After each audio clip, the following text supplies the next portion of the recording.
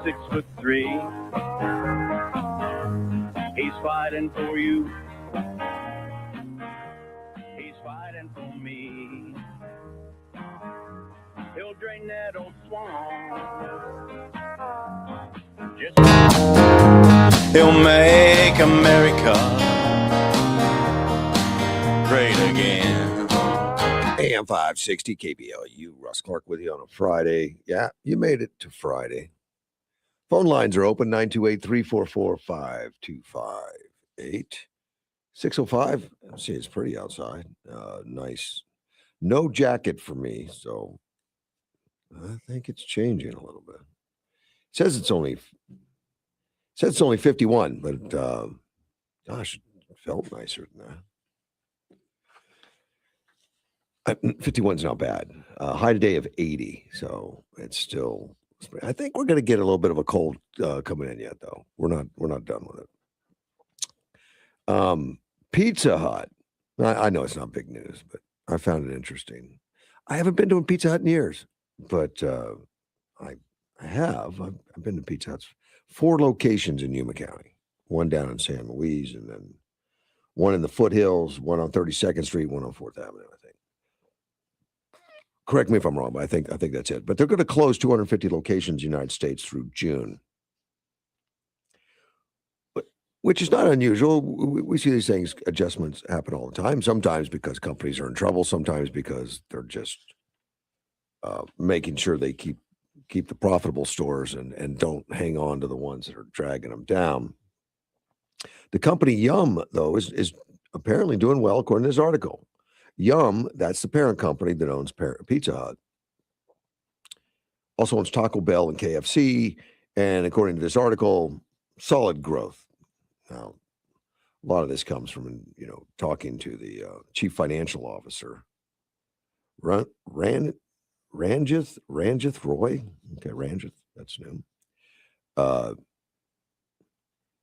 he said that during an earnings call that the closures will primarily target the weaker performing Pizza Hut restaurants. So that's the story, part of a broader effort to modernize the chain. Now, Taco Bell and KFC are supposed to have solid growth, and they're expanding their footprint. So I wondered how much, and I guess I was surprised. I was surprised how much. Pizza Hut's still growing internationally. They said the chain opened more than 440 gross new locations globally in the fourth quarter. Just in the fourth quarter. And nearly 1,200 restaurants in 2025 across 65 countries. So I would say they've got some cash flow or something happening there that allows them to do that. That seems to be working. So the closures will be concentrated in the first half of the year, temporarily reducing the Pizza Hut global store count before they resume growth. They're gonna go back right to growth. So it doesn't sound like they're pulling back more than just adjusting. I couldn't find anywhere where it listed locations. I don't know if the Yuma stores do well or not. I have no idea. The one in the foothills, when I lived out there, seemed to be always busy. It was always real busy. I can't tell on 4th Avenue. I drive by it a lot, but I don't really think it's one of those ones that's like Cretines on 4th Avenue and 16th, where there's always a line of cars in the drive-thru. I mean, a long line. I don't see that at Pizza Hut on 4th, but I have no idea. I did not check, see what they're doing. I don't know what San Luis does either, but and I can't even for the life of me remember. Well, no, I know where it is. Okay. On 32nd Street. I know where it is. I guess I drive by it all the time. I do see it. I don't pay much attention. It's just not a restaurant I go in anymore. Yeah, I'm trying to stay away from that fast food. I think Pizza Hut's fast. It does. It does work fast. Healthcare. I've had a lot of discussions about healthcare, and one of them yesterday with the Conservative Caucus. Yeah, with Jim at the Conservative Caucus, and particularly because I know Trump is looking at that, and Trump has put out some plans on the Obamacare, and his plan is to not necessarily kill the Obamacare, which was his plan in the first 4 years, remember, and John McCain stood in there and he was the final vote. Intentionally, he made himself the final vote so he could give it a thumbs down and rub it into Trump that he didn't get his way to cancel. It would have thrown Obamacare out and canceled it. And we didn't get that to happen, and Obamacare was set up to make it more expensive, according to most. Many people study it and now say, look, it was meant to destroy competition. It was meant to cause the prices to go up, even though the rhetoric from him was, you're going to save $2,500 insurance company. I mean, not even close to the truth. The insurance companies closed right away. We went from 7 major companies in Arizona to 1. We didn't have competition. Couldn't go across state lines. Competition was curtailed, and prices went up, and still are. I mean, to the point of uncomfortably high and just not affordable. And some have speculated it's meant to just tear the system down and just destroy it. Now, Trump has come in this time with a different approach to it, in that he can write new health care guidelines and just override Obamacare, not necessarily technically say I'm going to try to cancel it. I guess that made some people nervous, and just write in all the things that Obamacare lacks, like competition, working across state lines, not paying the drug companies directly or the insurance. I mean, other things. I mean, he could do that without technically saying I'm taking it away, but actually write the things that are disturbing about Obamacare. I asked Jim about that, and he thought that wouldn't work, which intrigues me, saddens me at the same time. I mean, I don't want to think that Trump is on the wrong track on that, because if he is, then we're not going to get it fixed. And I need to bring someone in that I don't know who that person is yet. That's closer to it, maybe some legislators or something. Ask them what they're really working on, and if Obamacare's got to go to make it work, then why aren't we? I mean, Trump missed it by 1 vote last time, and maybe he doesn't feel like he's got a strong enough coalition now. He does have majorities, but they're thin, and of course, a majority in the Senate isn't what it takes. It takes 60 to make sure, and 60 votes to make sure. So it's got to be appealing enough to make 60 votes, and obviously, there's just because someone's a Republican doesn't necessarily mean they're going to vote every time the way the president wants. Although he gets his share of that, but not always. Well, in the meantime, the president launched TrumpRx.gov. I checked it out; it's there, TrumpRx.gov. It's a website for discounted prescription drug prices, which, he lists as historic. And I tell you, I was a little disappointed. I just don't know that that's the way to go. And again, I'm not an expert on this, but I look at the Trump RX the same way I looked at the one that our governor just signed in. She signed in something very similar. I don't remember the name of it, but it's the same type deal. It's and I congratulated the governor at the time for doing something, although I think it's ineffective because we have already got Good RX and many more like it. Good RX isn't even the biggest one anymore, but we've got those kinds of organizations out there where you can sign up for free. You don't pay any price. Well, Good RX, you can pay a premium price and get a bigger discount. But even on the free side, I've never done that. I don't buy that many drugs. I've got a few prescriptions I need, and I don't think Good RX can really help me on those. They used to be able to, but not anymore.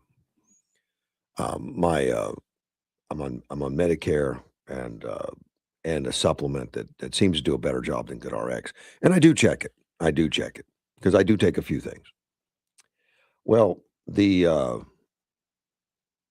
one that the state did, I think I checked a few of the prices at the time, and they didn't seem to be significantly different at all than good RX. So I did the same with the Trump RX. Amazing they call it Trump RX, and he's still the president, but it's kind of weird to have the president's name on program when Obamacare was not the official name, by the way. When we say Obamacare, that's just the nickname that it's picked up. I mean, this is actually called TrumpRx.gov, which for people that hate Trump, they're not going to use it because they don't want to spell his name out. I think. I probably would have named it something else other than just Trump RX.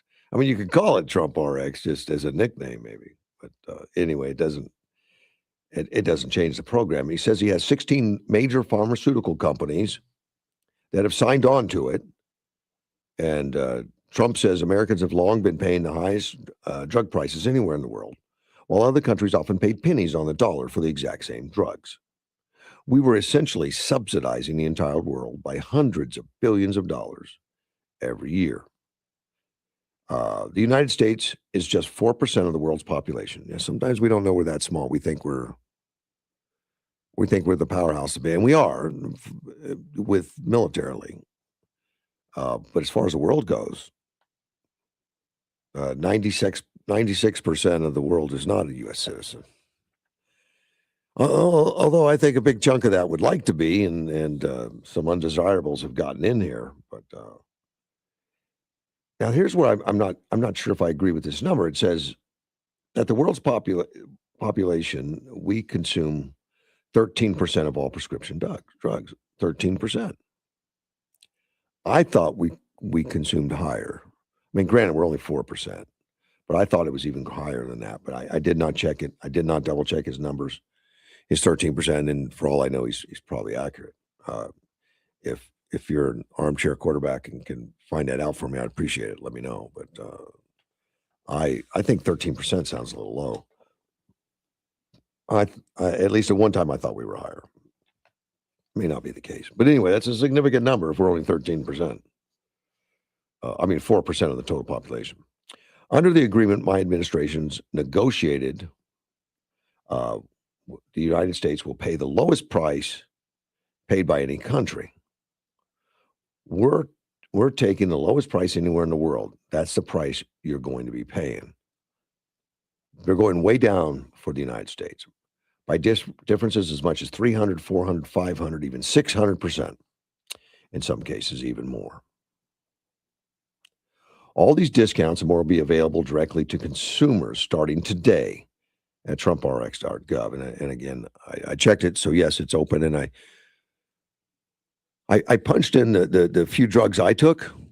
None of them are on the site. It says, sorry, but more are coming online. So it is literally brand new. Let's take a phone call. You're on the air.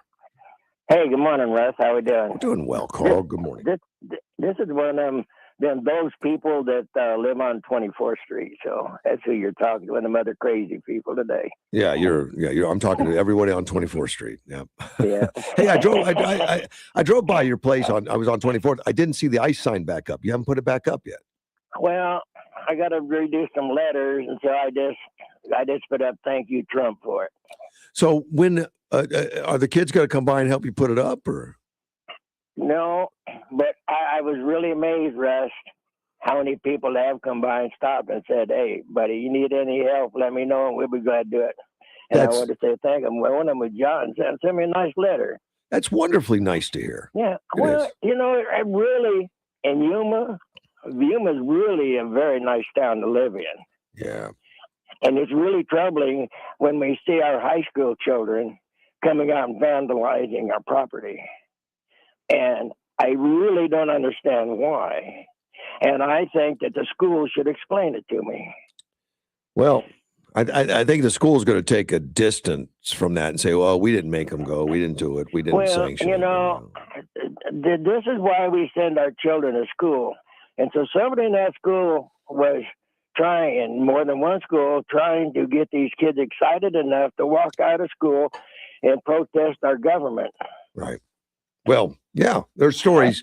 I not confirmed any of them, but there's stories that there's teachers that encouraged. And then another story of a teacher that was said saddened that more students didn't leave because now she has to teach. Yeah. That's not good. Well, I really think you ought to get in a great big room and talk about this, because this Yeah. should never happen. It should never happen again. It should never happen. I agree, because I'm sure teachers, principals, superintendents all knew. Kids don't keep secrets. I mean, they all knew this was going to happen, and they did nothing to curtail it from the sounds of it. Now, if I don't know yet. I know David Laura's looking into it. Other board members are looking into it. But just the people that live in Yuma that really want to give their kids a good education, which we are paying half of anyway on our taxes, they're taking their children out of these schools, these government-run schools, and putting them in other schools where the kids will get an education. Yeah. To me, the parents would really like to make sure their kids know how to read, write, and do arithmetic than the other stuff they do in the schools. My understanding, my understanding, the Catholic high school didn't have anybody do it, but I don't know about the other charter schools and stuff. I didn't hear anything about them. I just heard about I didn't hear anything. I only heard about the big three of the high schools, the public's high schools. I didn't hear anything about the charters or the Catholic high school. I heard there was no one, but I haven't confirmed it. But. And so when you're talking about high schools, you were talking to young people. I'm not going to call them children. Yeah. Young people that are being taught to hate our government. Yeah, I think there's a case to be made for that. If indeed they sanctioned it or looked the other way even and just ignored it. Russ, there's no way and whatever you can pull something like that off that the schools do not know about. Oh, no, not in high school. Those kids all talk. Believe me, if they had to get that many schools involved, that many kids involved, some parents knew, some teachers knew, maybe not all of them, but somebody knew. A lot of them did. They had to. It wasn't a surprise.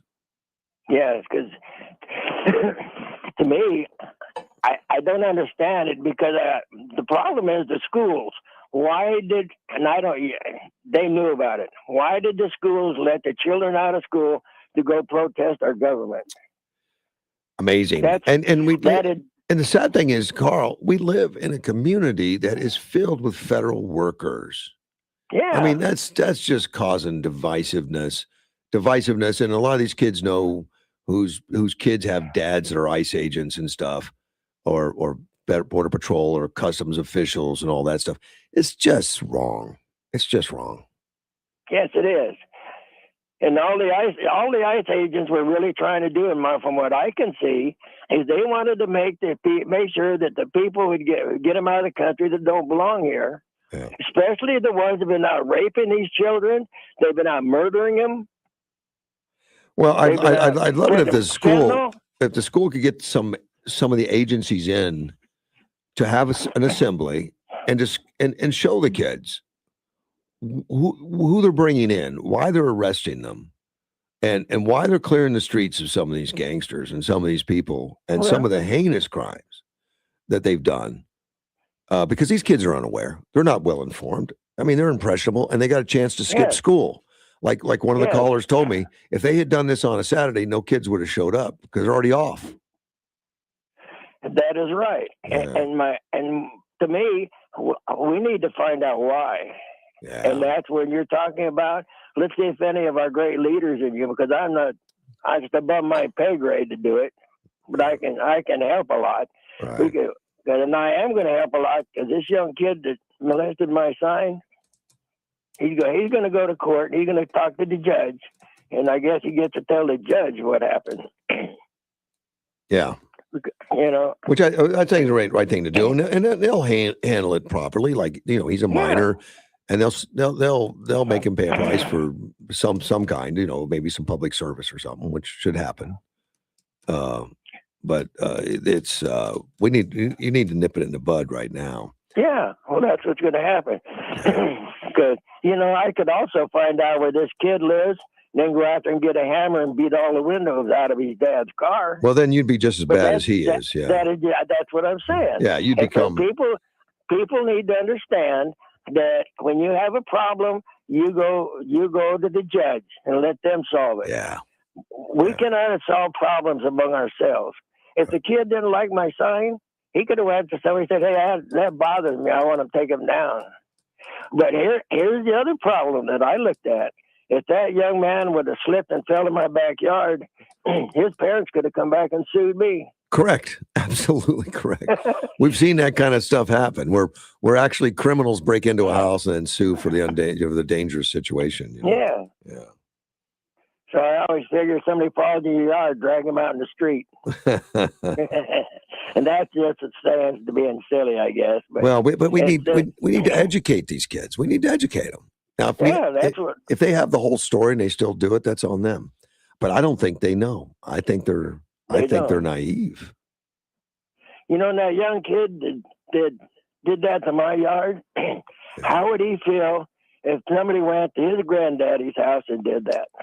Would he be happy about it? I doubt it. But you know, in our youth, you and me too, we didn't always think things through, man. You know, they call it young and dumb, and there's a few other words that went with it, but I can't say. I would like that you don't. But Me too. the kids are pawns in this whole thing. That's true. And that's the reason why we need to talk to them and say, "Hey, guys, hey, tell me what I did wrong by standing up for the First Amendment." Right, and you can stand up First Amendment, but it has nothing to do with skipping school. It has nothing to do with walking out. It has nothing to do with ripping down a sign on 24th. I mean, those things are all not First Amendment protected. That's right. Oh. They could be out of the street hollering and yelling, but it goes back to the same thing. You do not touch a policeman or any of the authority. Right. Because in the military, that's when the rules of engagement change. And that's a lesson we're losing. We're losing that lesson because people are outraged about ICE because ICE shouldn't have killed anybody. And that's all they see. Nobody should have died. And I agree, nobody should have died. And if the situation wasn't escalated, it wouldn't have happened. But they're looking at on the wrong end of things. That's right. And so what happened on that situation, those people put themselves where they could get shot. And so what we're going to do is God's going to sort these people out. These people don't have to come back and destroy my stuff for somebody getting shot for doing something they weren't supposed to do. Let me agree with you that yes, they did go out there and got shot. I don't believe the people that got shot thought that it would happen. I don't think they wanted to be a martyr. But I think but there's people that are pushing and shoving these people out in the limelight and convincing them that it's safe, that you can do this. That's right. And they want martyrs. Those people want martyrs. I don't think they care about the martyrs. In fact, they like the martyrs. And you're right, because our schools have somebody in there that are teaching our kids this. You know, I have grandkids. I know how they are. But I don't see any of them going around wanting to destroy people's stuff. No, you wouldn't like that very much. No, and I see your grandchildren. You know, because what we do today, we are doing for our grandchildren for tomorrow. Now, I've got a son that takes a government paycheck every month. Yeah, you know, he's military. And this whole anti-police can be anti-military, just like it was in Vietnam at any point, you know, because these radicals that push this garbage just give half stories and demonize the boots on the ground like they are the ICE agents. Because they don't like Trump, they're demonizing ICE, and it's so wrong. And we're letting our kids get away with no full understanding of the situation. That's terrible. And we got houses and institutions made to educate them that are turning away from an opportunity to educate.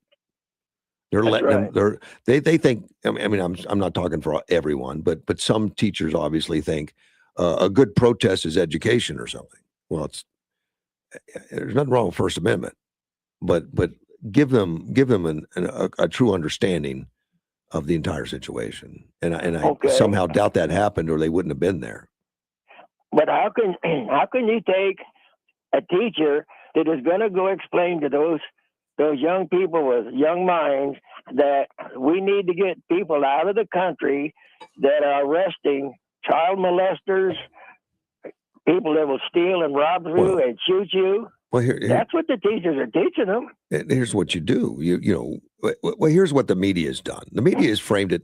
These are just poor people trying to earn a better living, and they're making paychecks, and they pay taxes, and then we just indiscriminately come in and kill citizens, and that's all just fabrication lies. That's just not even close to the truth.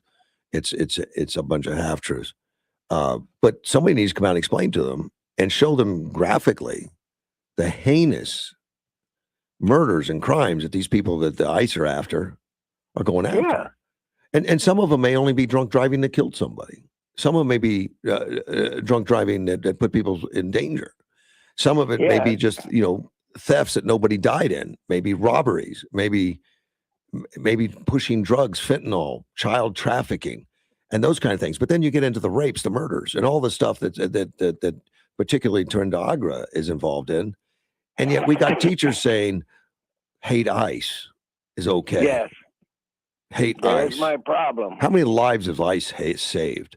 I mean, we know of the 2 that died in an incident that, I think the people that died, unfortunately, were culpable for a lot of that, as well as the protesters that were causing as much chaos in the scenes that they could. But that is not ICE. That's not all on ICE. I mean, I don't think anything's come up about bad training or something that was an indiscriminate shooting of any kind or anything. It's just not being told. Stories aren't being told. And then we got celebrities out there that are, F ICE and stuff like that, as if that's an acceptable way to handle things in the country now. It's unfortunate. It's unfortunate. Very, very unfortunate. Yeah. And because they pissed off this good humor, man, I'm not gonna let this one go, people. Well, I do not think it's right for our schools to go out and protest our government. Yeah. Now schools are going to say they're distant. They didn't encourage it, and that's probably true in some levels.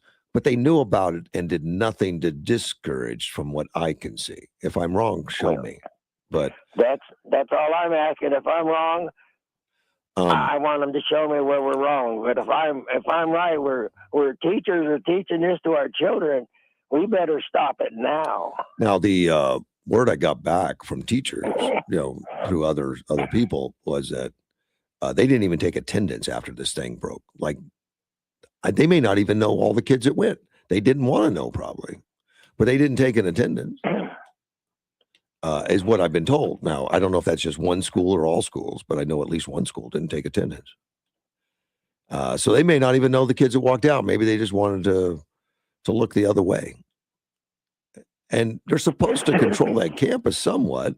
I mean, granted, kids are coming and going, but they usually have a record that, while they're on the campus, they generally don't just let them run off campus for no reason. I mean, generally, you got to sign out. You got to, there's a protocol that apparently was not followed. I think that's what we need to find out then in the Russ. Yeah. What happened? Yeah. Why did our schools, or some of them, to me, when it's just voluntary, they sanction. I'm not going to use the word sanction, but they knew this was going to happen and did not let anybody know about it. They let it happen. As far as we know. I mean, as far as we know. Yeah, I didn't know about it, and I'm sure some parents didn't know about it.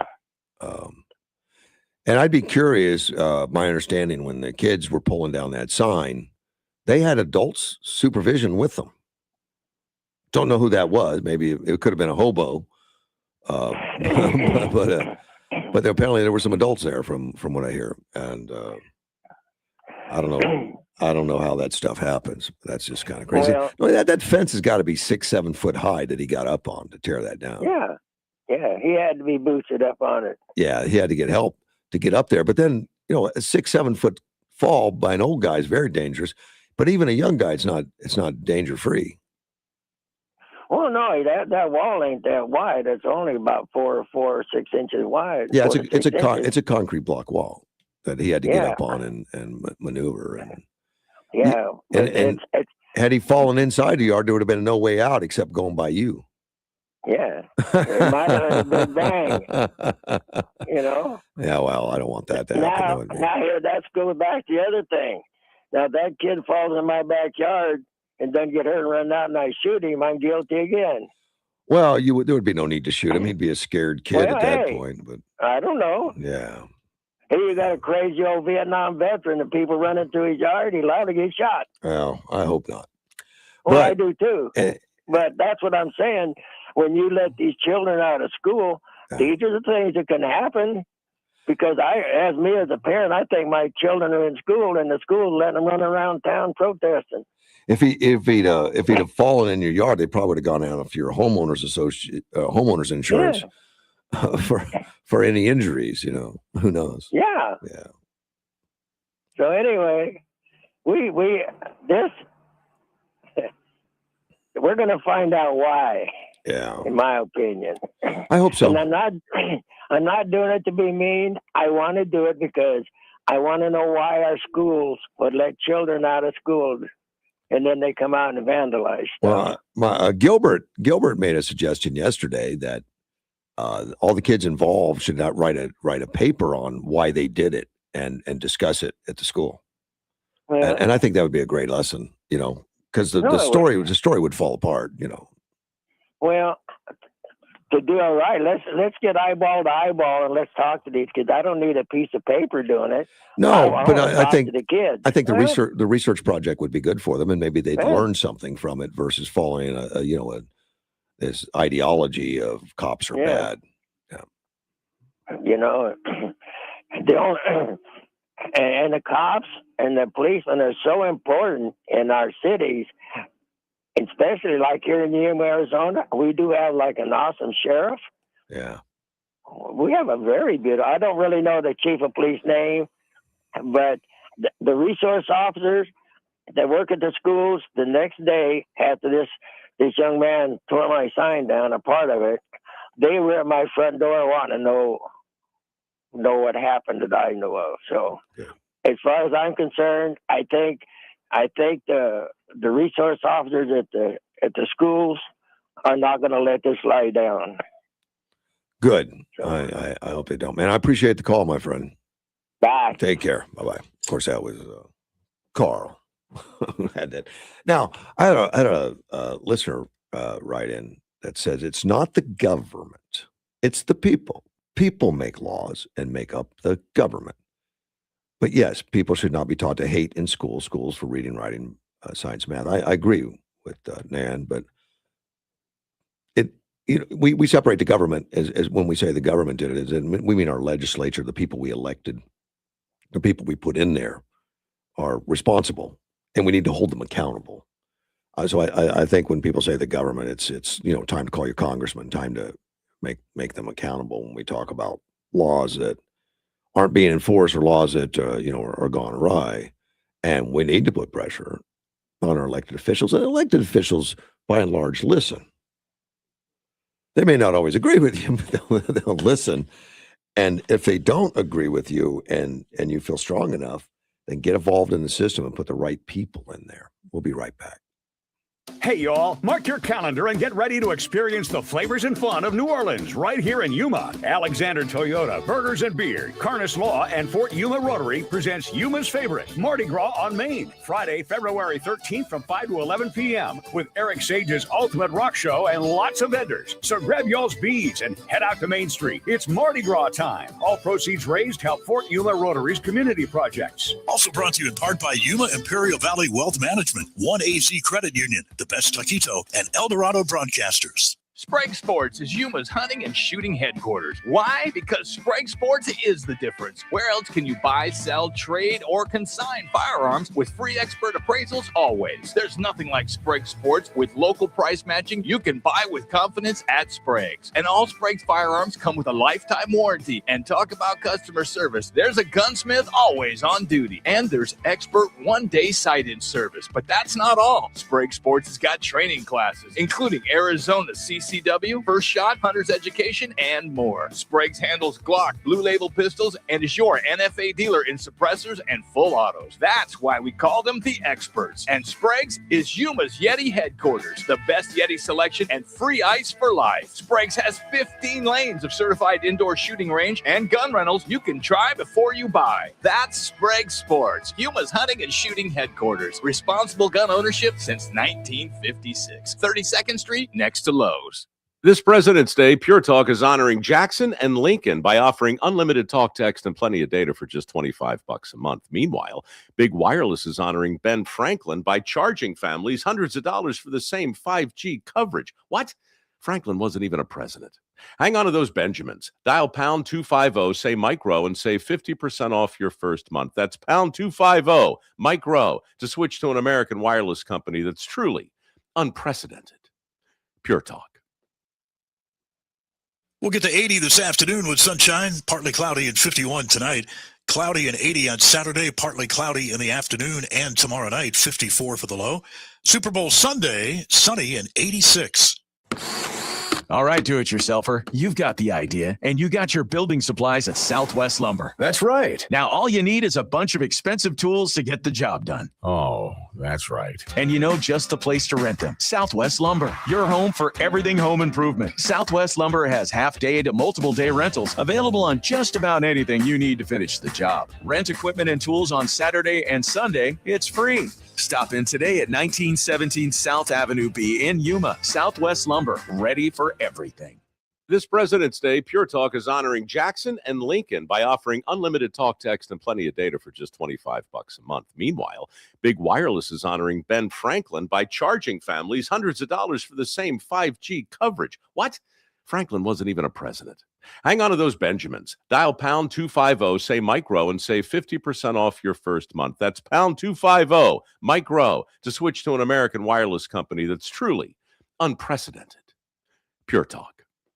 This is as real as it gets. Get up, get kids up, feed the dog, feed the kids, out the door, work, pick up kids, dinner, bath, bed, repeat. You strive all day to make life better for them. So why not make life better for you? Get strive-free checking at Avenir Financial. No frills, no fuss, no monthly fee. Open a strive-free checking today at avenirfinancial.org. Certain restrictions apply. Federally insured by NCUA.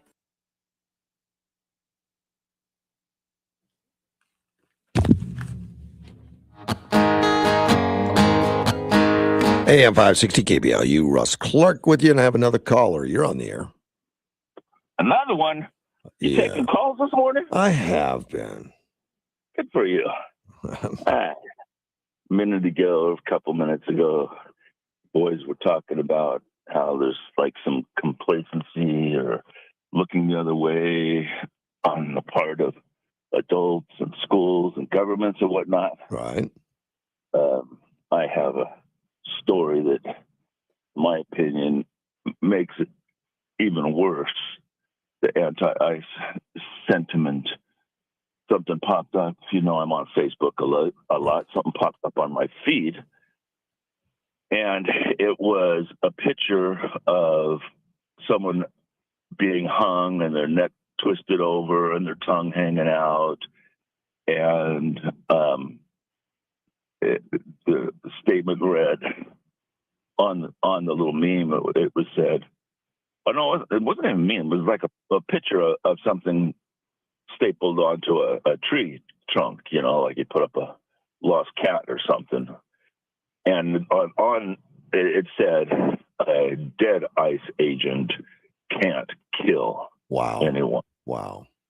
And that's just so beyond the pale. That's horrible. It is to me. And the person who posted this picture wrote in their comment, you know, to post it, freedom of speech can go both ways, mother effers. Wow. Well, yeah, freedom of speech. And You got a right to say it, but you start putting threats out there. That's yeah, beyond because acceptable. And I, that's so I, sad that people think that's okay, that they think yeah, that's acceptable.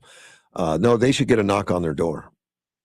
it should. But Yeah. I reported it to Facebook, and I said this was promoting violence. Right. Guess what?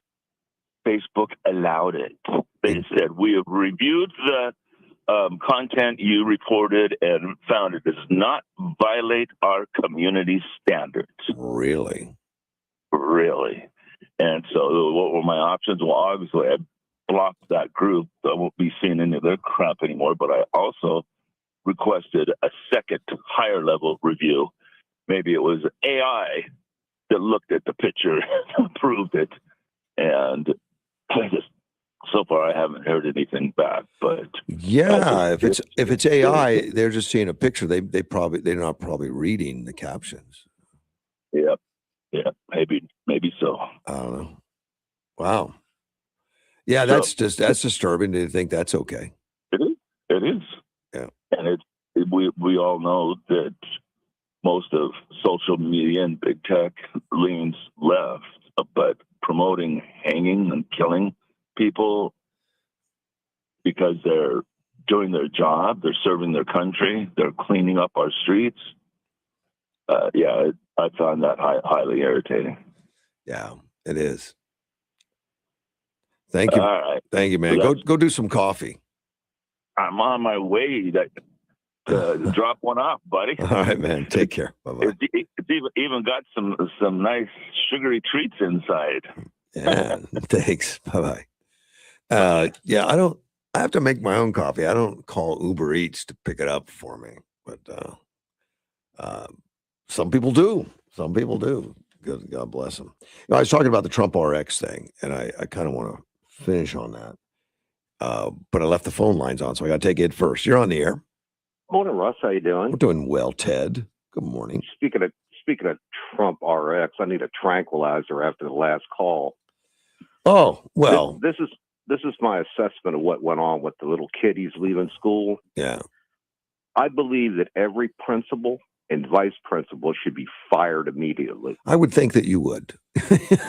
No, I'm serious. Well, did you ever find out about truancy officers? No, they don't have any, I'm sure. No, they got resource officers, but no, I don't know about truancy. Babysitters. Okay. No, every principal and vice principal should be fired immediately for what went on. Period. I'm sorry. Period. Well, What happened is if 3 kids got hit by a car jaywalking and killed? Where that's going to put your mindset? Well, for allowing that to happen, they allowed it to happen. From everything I've heard, I think you're right. I think they did allow it to happen. I couldn't leave school in Fairfax County 2 blocks and not be picked up by a truancy officer. Huh. I don't even know if we did. I had to write one of those notes to the school and to the Fairfax County Police. High schools. I did. High schools really different now in that a lot of these kids do half days, they do partial days, they spend time going back and forth to college to take college classes. But the school's got records of that. They've got an understanding. They've got guards at the parking lots. Kids that come and leave, have to go by the security.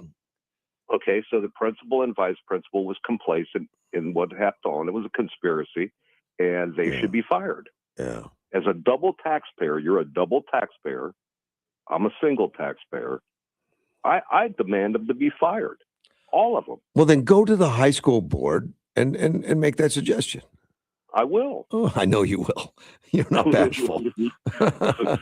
No, I mean, facts are facts. We have a president that's not bashful. Yeah. I'd be anyway. interested the mood in the room after you do that. That's good. I'd be in county jail. You can come get me. No, you wouldn't be in jail. No, they wouldn't. Suppression of free speech, man. There you go. But no, I'm serious. I think the vice principals and the principal should be fired for allowing it to happen. Well, I don't want to hear, what is this, the Sergeant Schultz epidemic here? I see nothing. I know nothing.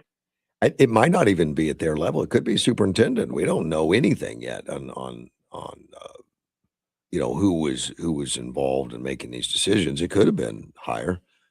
Like I said, I couldn't leave the school a block away, and the principal and the vice principal didn't know I left the school property. Well, we couldn't either. I mean, in my school, and I was only in high school half a day because I went to another school. I went to a vocational training school. I was VOTech, they called it at the time. I was drafting and design. Right.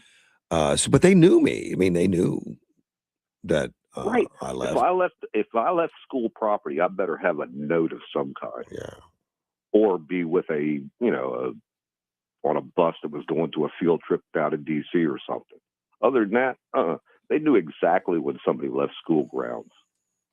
Well, yeah, they've got. I have to go pick up grandkids occasionally, and when I do, I have to go past the security guards, in the parking lots, explain why I'm there, what's going to go on. And then I got to go and sign them out. I'm telling them, I tell security guards I'm going to pick up a child.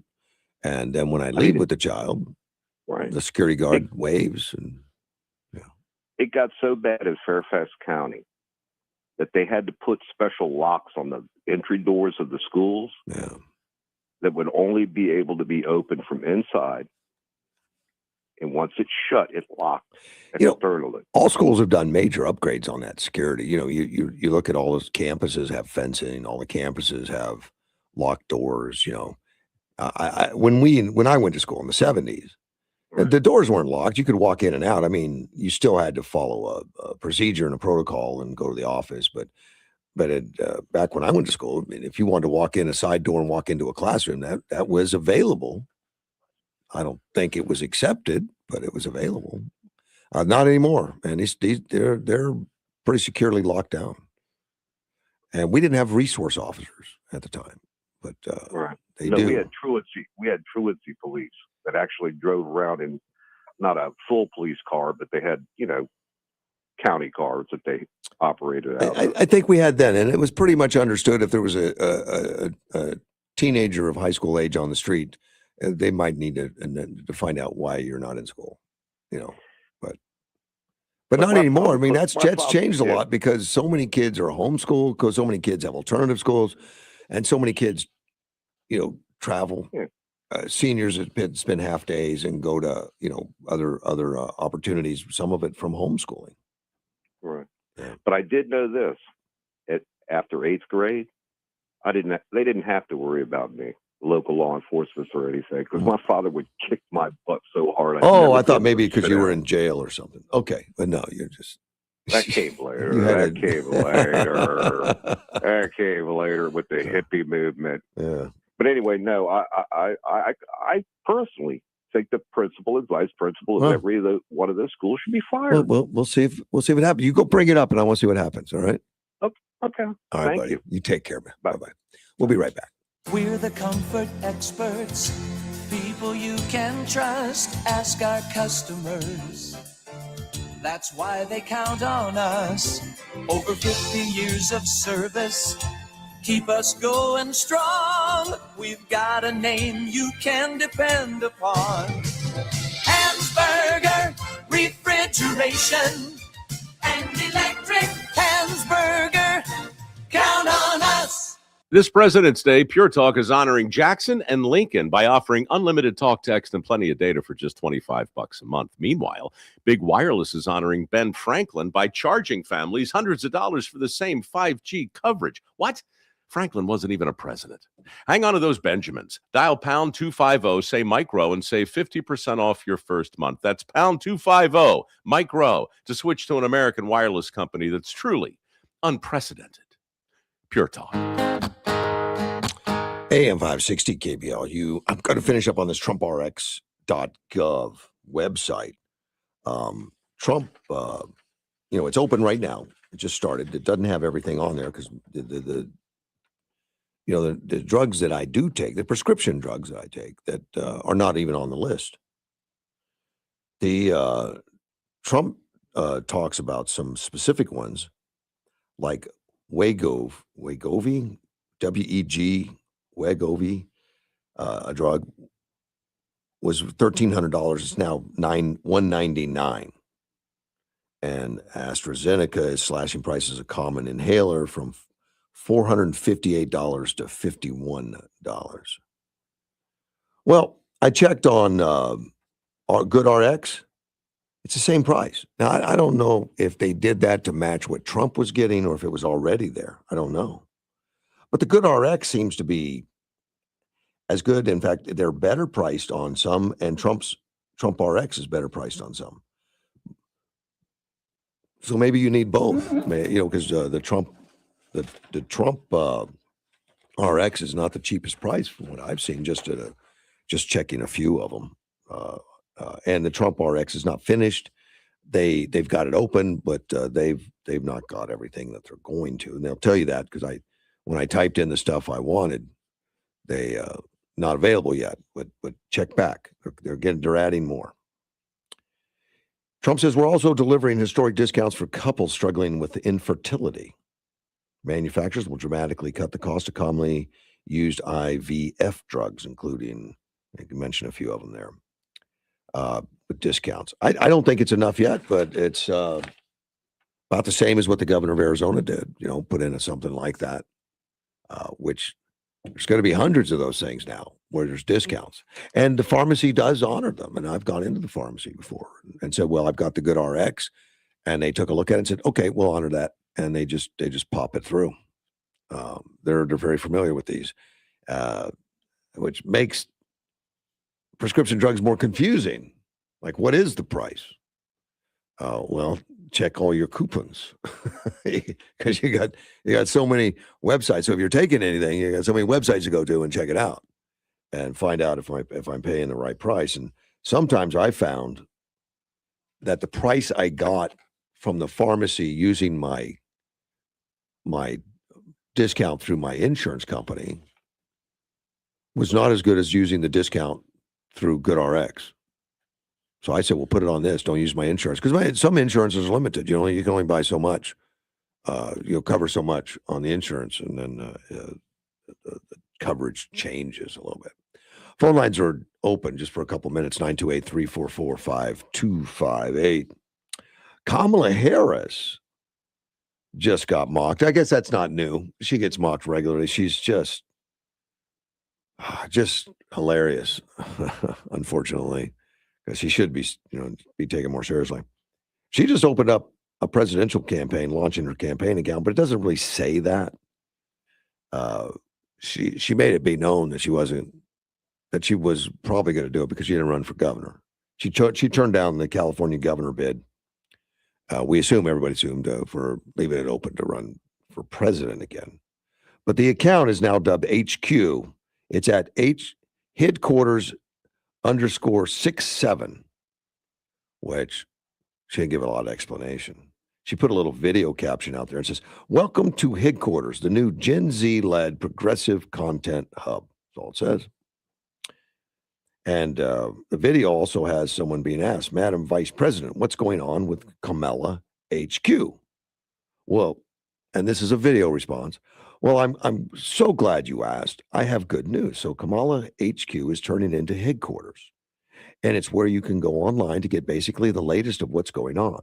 And also to meet and revisit with some of our great, courageous leaders. They will be elected leaders, community leaders, civic leaders, faith leaders, young leaders. I'm really excited about it. So stay engaged and I'll see you out there. Thank you. So really it's a lot of nothing but rhetoric at this point. We'll see if it turns into something, but I don't know. The Republican Jewish Coalition wrote, on behalf of every Republican in the country, run, Kamala, run.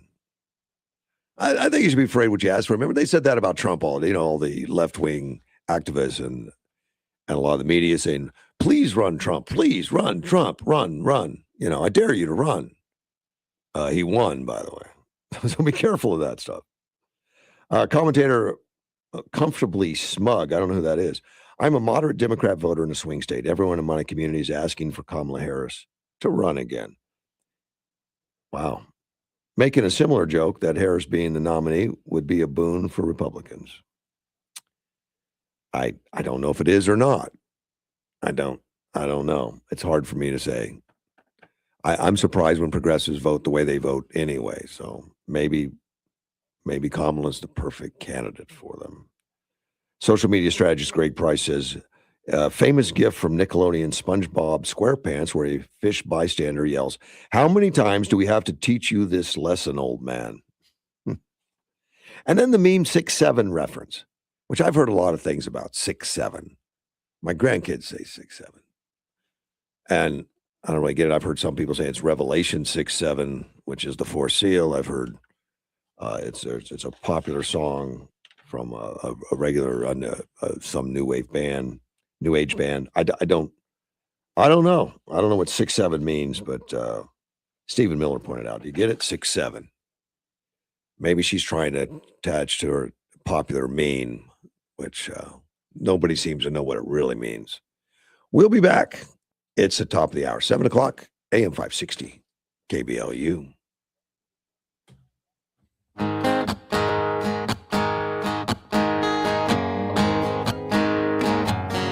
There's a man in D.C.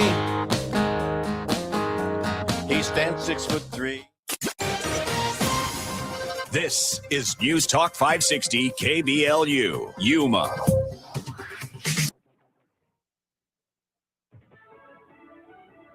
One ransom note deadline has passed. Another looms Monday. I'm Dave Anthony. Fox News. As the search for Nancy Guthrie continues in Arizona, her son Cameron put out another video message on social media to whoever kidnapped the 84-year-old. We need you to reach out, and we need a way to communicate with you so that we can move forward. But first, we have to know that you have our mom. Those ransom notes have been emailed to TV outlets. The FBI has brought in a critical response group from Quantico. They have a team processing social media evidence and phone and digital footprints. Fox's Alicia Cunha outside Nancy Guthrie's home in Tucson. Here's what's going to happen today. We've been told that investigators are going to be back out going door to door in Nancy's neighborhood. We know that they were in Annie's neighborhood, the daughter, yesterday. They're still looking for more video camera. And I've been told that there are neighbors here who have received emails letting them know that authorities are going to be trying to talk to them and they really want any video they could possibly provide. The U.S. and Iran holding indirect talks today in Oman through a mediator after President Trump's threats to attack again like last year as he demands Iran scale back its nuclear and missile programs. The U.S. military blew up another boat said to be trafficking drugs off the South American coast. 2 alleged narco-terrorists on board were killed. The opening ceremony at the Olympics is just hours away in Italy, though it's already day 3 of the Winter Games, and some are out protesting against the U.S. and immigration enforcement here. Hundreds, mostly students, marching through Milan. The main focus of their anger is ICE. Immigration agents are in Italy to support the U.S. delegation. They've done bad things that I don't approve of, and we don't approve of, and we don't want them here. A banner criticizing Secretary of State Marco Rubio and Vice President J.D. Vance headed up the march. Fox's Jonathan Savage. American skier Lindsey Vonn had a successful training run today, still competing despite Vonn suffering a serious knee injury. Her first race is Sunday. America's listening to Fox News. Wesley Financial Group is not a law firm, and Chuck McDowell definitely not an attorney. This is Chuck. If someone talked you into buying something really silly and you want to get out of that silly little thing, my advice, get the facts. Call me and I'll send you our timeshare exit kit absolutely free. Inside, you'll learn how timeshare works and all your options for cancellation. Call Wesley now for your free timeshare exit information kit. 800-809-7171. That's 800-809-7171. Progressive Commercial knows truckers can expect the unexpected when driving, but a little heads up like this would still be nice. Hey there, big rig. I'm driving the hatchback ahead of you. Heads up, at the next light, I'm going to stop right in the middle of both lanes, and you won't know if I'm taking a right or going straight. You know what? Me neither. Over. Be ready for the unexpected and save on the protection you need with personalized discounts. Get a quote in as little as 7 minutes at ProgressiveCommercial.com. Progressive Casualty Insurance Company and affiliates. Covered subject to terms and limits. Discounts not available in all states.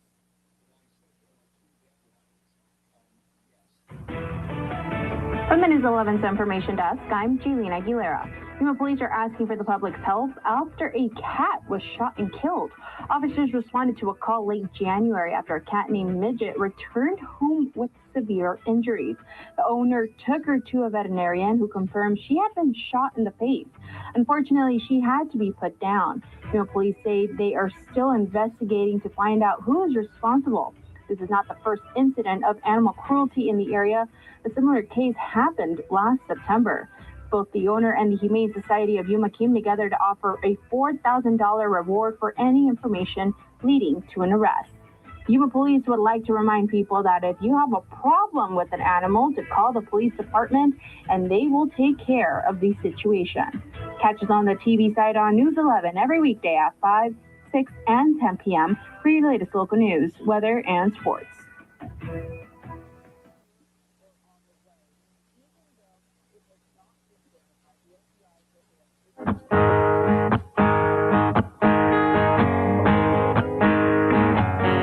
There's a man in D.C., 6'3".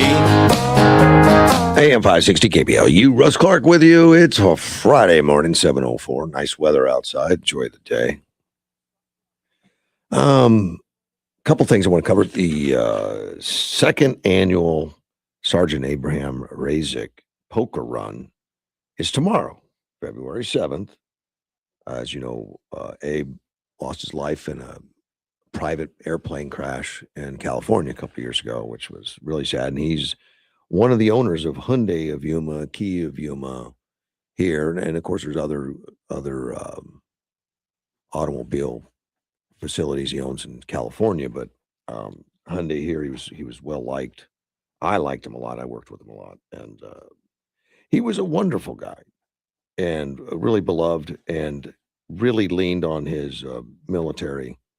He learned so many lessons he never forgot, and he took care of the military here. And they're doing this poker run in honor of him. This is the Combat Veterans Motorcycle Association, Chapter 32.9. So tomorrow morning, registration for the poker run. If you've done poker runs, you know how they work. You know, you go to designated areas and get different poker cards, and whoever's the best hand at the end of the night is going to win $300. Low hand wins 50. Yeah, you get it for having a sucky hand. To be involved in this, a single rider, $20 donations are asking for, and two people on it's $30 if you're on one motorcycle there. So if you got a partner, there's raffle drawings, there's 50-50s, breakfast provided by Yuma Territorial Lodge, which will be right there at Hyundai of Yuma. The opening ceremony is at 9:00. The last bike in 3:00, 1500. I'm sorry, it's military, 1500. Raffles and drawings at 1530. So it's going to be at Hyundai of Yuma right there on 32nd Street. And so encourage you all to go, especially you motorcyclists, enthusiasts. It's always a fun time for that. They'll be riding around quite a bit and enjoying the day. It should be a beautiful day tomorrow. Oh, one other thing, the FAA, we had in here yesterday. I don't know if I still have that flyer. Well, I don't think so, but they're doing a luncheon. That's their annual fundraising thing for them that they do every year, and it's of course they say beans and beef and coleslaw and the tortillas and all that kind of stuff. It's $15, and they work hard for it. Now you have to buy your tickets ahead of time. So if you don't have your tickets, go ahead and get them. Let me give you a phone number that you can call and get that. It's going to be 5:00 at Yuma High School, and it's set up as the bus lanes, and you just go one way right through. Give them your tickets. They throw the food in your car. It'll be in boxes in the bag. You know, you can get it. You don't even have to get out. It's like going through a drive-through. So you know what's for dinner tonight. Go by and get that. And give Bruce a call if you want tickets. 928-247-7213. It's a good cause. And you'll be helping out a lot of kids, which is wonderful. Yeah, I'll be there tomorrow. I'll pick up mine. I bought some tickets. And he trusted me. He gave me the tickets yesterday. 2 days ago, and I paid him yesterday. So, yeah, I paid off my debts. I don't like owing any money. I don't. Marsha Blackburn is in the news, Republican out of Tennessee. I've had her on the show before. It's been a while. But she's urging the Supreme Court Chief Justice John Roberts to investigate Justice Ketanji Brown Jackson. For this reason, she attended the Grammy Awards on Sunday, which, Supreme Court justice doesn't have to live isolated or, in quarantine or anything, but I'll explain why. Let's take a phone call. You're on the air. Hey, Russ, I just want people to know, in case they're not on Facebook, they have spotted rattlesnakes at Wetlands. Wow. So the critters are out. Yeah, that's a high traffic area. Usually they stay, well, it depends on where, but it doesn't matter. If they're out there, you got to be looking for them. Yeah, you got to be looking for them. Watch your steps. And you're around bushes. Be careful. And they're out here at the foothills too. So you were talking about all this other stuff today. So I thought I'd just call you up and let you know that rattlesnakes are out and about. Wow. So be careful. I mean, there's snakes all around Yuma too. They're in administration. Oh, I shouldn't say that. Yeah. I'm being good today. Look out for snakes, guys. All right. Have a good one now. Appreciate you, man. Take care. Bye-bye. Good public service reminder from Gilbert. I just got a text that the Crane Middle School is supposed to have an ICE protest and walk out during third period today.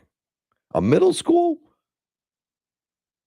I hope that's not comes to pass. I hope that doesn't happen like that.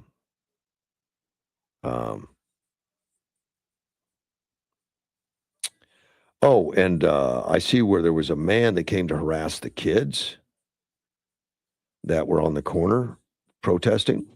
And it's legal to protest. And it's on Instagram that a man came up to harass these students. And I found out about it a day or two ago. There was a suggestion he was an undercover ICE agent. Obviously not true. But he got arrested apparently. So good.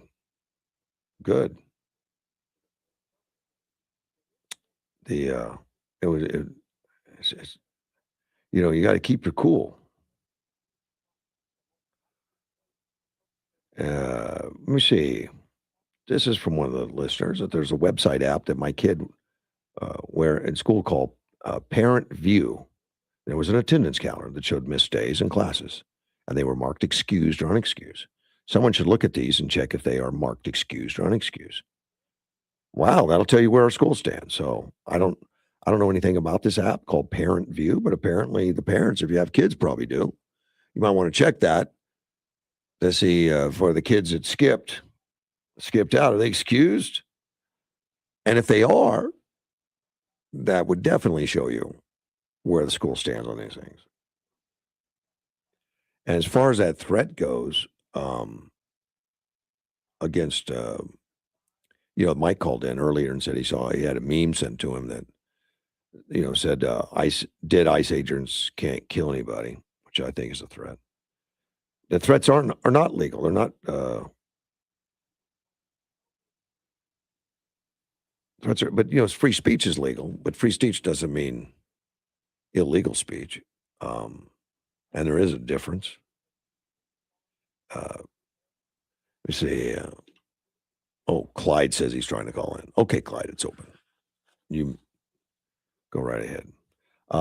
Blackburn on Ketanji Brown, but let me take the phone call since Clyde asked. You're on the air. It is. Good morning, sir. Good morning. How are you? Good. I've been listening to I've been actually tried to call you yesterday. You had a busy thing coming in, but attendance, when I know Bruce was saying that nobody got called or whatever, the attendance is taken throughout the day during every class. Okay. And then at the end of the day, in the evening, you'll get a phone call generated to whatever phone number's in the bank, in their data bank or whatever, to tell you your child was absent second period, fifth period, whatever period they were absent. So of course these kids, and I'm a pro ICE, I'm pro law enforcement, pro everything. I'm not, saying these kids what they were rallying for. But they take the consequence. Consequences if I'm absent and it's unexcused because I took off and participated in this, then I may have to do Saturday school. That could be a consequence. But you're allowed so many unexcused absences without anything going on. So the other radical guy, well, not radical, but the other guy that calls in and wants to see every principal fired. How about the other 98% of the students that were on the campus? Don't you think they deserve to have the principal on the campus instead of running after 10% or 8% or whatever? So I don't think a principal needs to be fired. I don't think a vice principal needs to be fired. Okay. I think everybody is.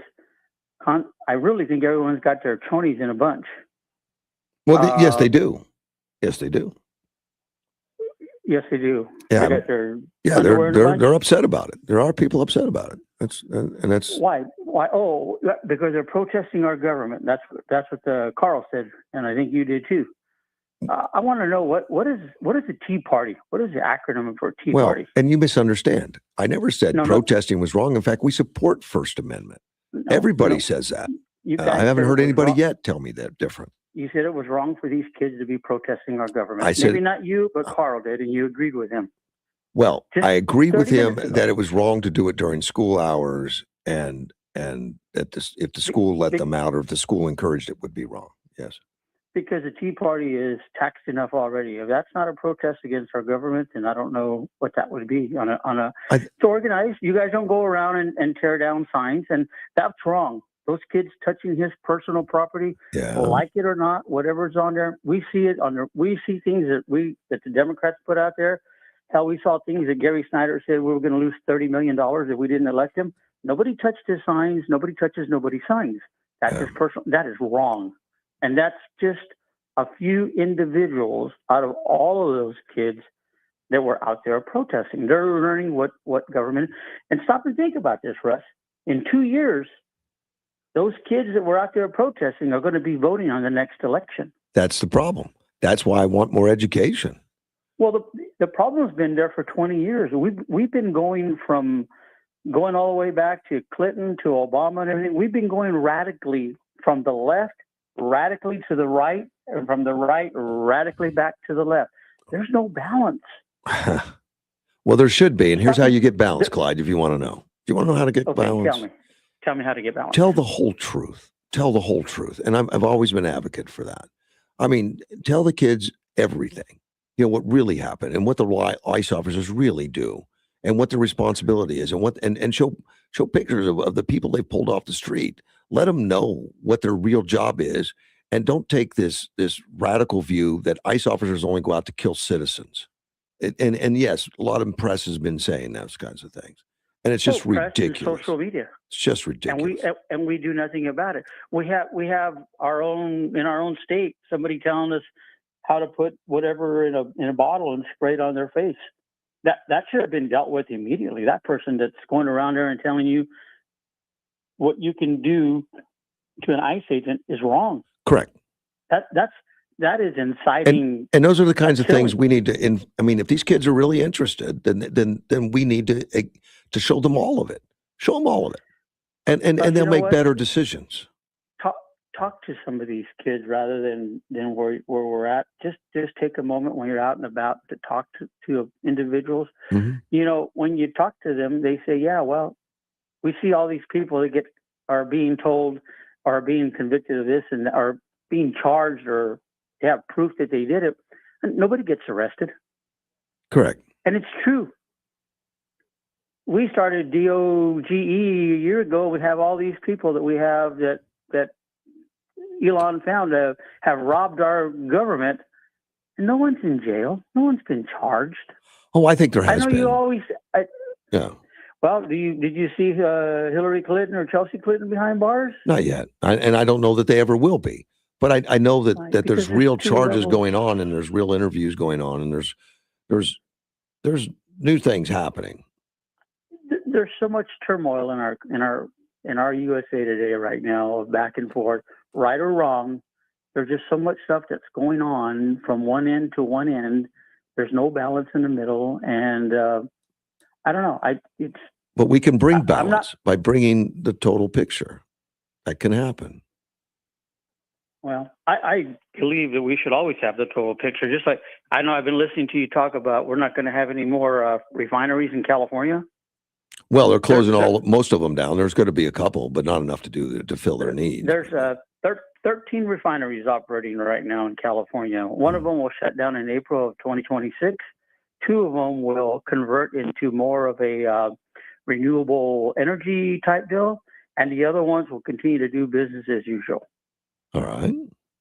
So I just thought I would let you know that, it's everyone's wondering, oh my God, where's our gas going to come from? Where are we going to get it from? Well, they're not going to be they're not going to be producing the volume of gas they had to be able to supply everything anymore. Well, they're not going to produce it because they do it what it benefits them, supply and demand. Okay, if it benefits them, that's how they do it. I don't have it's a business. I don't have a problem with it. They can chase all these companies out. That's fine. Right now, it's going to put us in a pinch until they figure it out. Well, we're not in a pinch. So, I mean, really, we still go to the gas station and fill our tanks with gas, don't we? The pinch is going to be a higher price. Well, do you know that Yuma is still cheaper to buy gas here than it is to buy it in Gila Bend? Yeah, well, Gila Bend is always high. Phoenix, yeah. Or Phoenix. We're still cheaper than Phoenix by at least 12, 13 cents a gallon. Mm-hmm. So I don't think we're in that much of a pinch, but, it's business as it is. But like I said, going back, Carl, I'm sorry these guys touched your sign because that is a big no-no. You don't touch other people's property, and that was wrong. But it wasn't every kid's deal to get up that morning and say we're going to go tear Carl's sign down either, or take off the letters ICE off of his sign. It's just somebody that probably, is cuckoo and doesn't realize. And maybe they do realize. Maybe there is a fear. I mean, do you know when Hitler used to put the little roadblocks out there to capture the Jews? I mean, do we stereotype? I'm just throwing that out. I am not picking on ICE. I'm just saying they're following the orders, but maybe we just need to kind of relax just a little bit. Well, who needs to relax? ICE, you think we should pull them out of Minnesota? We got beat and pull them out and say, we'll let you keep your criminals. Is that what we should do? Do you live in Minnesota? I do not. Okay. You know what? If the majority of Minnesota wants that, then let them tear themselves down. Yeah. Because we're stupid enough to go back and build them back up again. We do it to other countries, go in there and tear them down, and then we go back and build them back up again. That was my initial thoughts. I mean, I would have agreed with you to begin with, but I understand now why we just can't let that happen. Just say. And I do too, okay? I mean, I'm just saying that we need to bring some love back into our country. Right. I mean, on both sides, all the way around. And I'm not saying that ICE needs to pull out when I say that, but we all just need to step back, take a deep breath, and start over again. Well, okay. We can do that. But I saw you did that yesterday. The guy called you in the morning and ripped you, and then you just kind of like took no calls for a while because you kind of got excited, and that's okay, as you should. I mean, you were being attacked in a sense, and you were shouting. You guys kind of got your voices up. And I can tell, I've listened to you on your show long enough to know when you kind of have whatever. And not that I'm trying to psychoanalyze you, but maybe I am. I don't know. No, go ahead. Yeah. But no. You're intelligent, okay, to a great point, as everybody else is. But sometimes people, whether, I don't know, stupidity or unknowledge or just the way they come on, it's like you're being attacked or being jumped. And and rather than go and punch them in the face, you kind of stop and take a deep breath and then, okay. I think America needs to do that right now. I think we need to just all stand back, take a deep breath. Okay. It works. Well, I think it works. I mean, I think that's what makes a person determine if they're going to be go out and shoot up the world or just okay, that thought's gone. Right. So have a good day. Be good, buddy. Carl, if you need some ice signs or a bag of ice. Yeah. And I don't mean that in a bad way. His property should have never been touched. Take care, man. Okay. That's Clyde. Take a deep breath, Clyde. Yeah, I try not to get agitated. I accept whatever's going on. I need to take a break real quick because I got a caller coming in at 7:30. We'll be right back. AM 560. We'll get to 80 this afternoon with sunshine, partly cloudy and 51 tonight. Cloudy and 80 on Saturday, partly cloudy in the afternoon and tomorrow night, 54 for the low. Super Bowl Sunday, sunny and 86. To be a part of Russ's show, call 928-344-5258. That's 928-344-5258. All right, do-it-yourselfer, you've got the idea, and you got your building supplies at Southwest Lumber. That's right. Now, all you need is a bunch of expensive tools to get the job done. Oh, that's right. And you know just the place to rent them. Southwest Lumber, your home for everything home improvement. Southwest Lumber has half-day to multiple-day rentals available on just about anything you need to finish the job. Rent equipment and tools on Saturday and Sunday. It's free. Stop in today at 1917 South Avenue B in Yuma. Southwest Lumber, ready for everything. What's up, Yuma, and hello, Russ Clark Show listeners. Johnny Porter here, and I just made the switch to Allo Fiber, and it's a game changer. Lightning fast speeds for streaming, working from home, and gaming. No buffering or slowed down speeds. It's time to ditch the glitch and switch to Allo Fiber.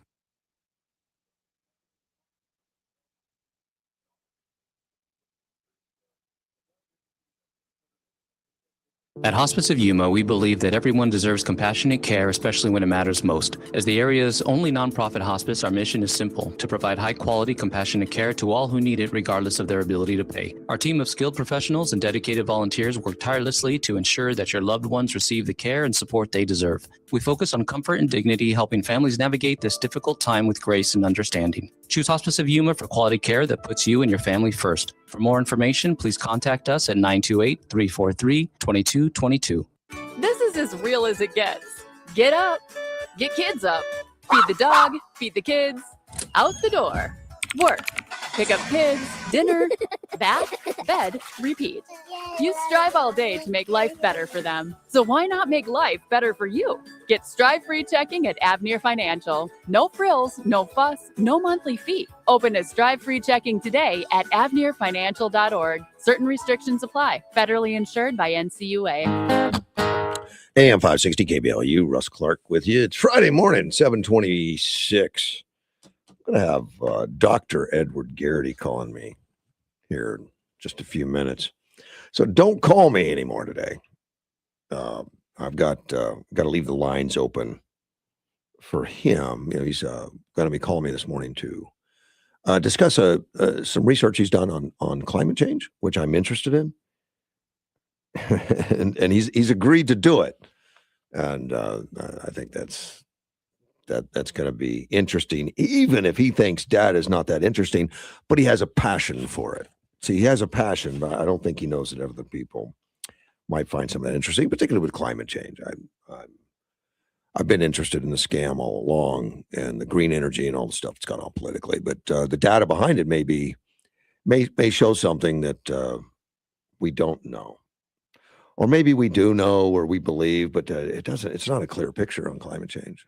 Because you've got so many so-called climate experts, scientists and stuff saying contradictory things about climate change. So I'd be interested on some of his. And I don't know a lot of the results. I don't. I've talked to him about it, but I hope to know more.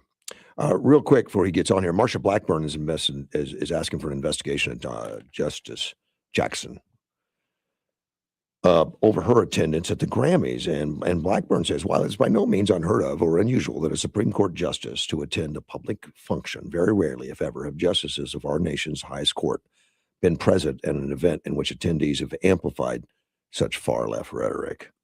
To that end, in the interest of a fair-minded, impartial, and independent federal jury, I urge you to initiate an investigation into Justice Jackson's attendance at this event, and her participation in any way would require recusal from matters that will come before the court.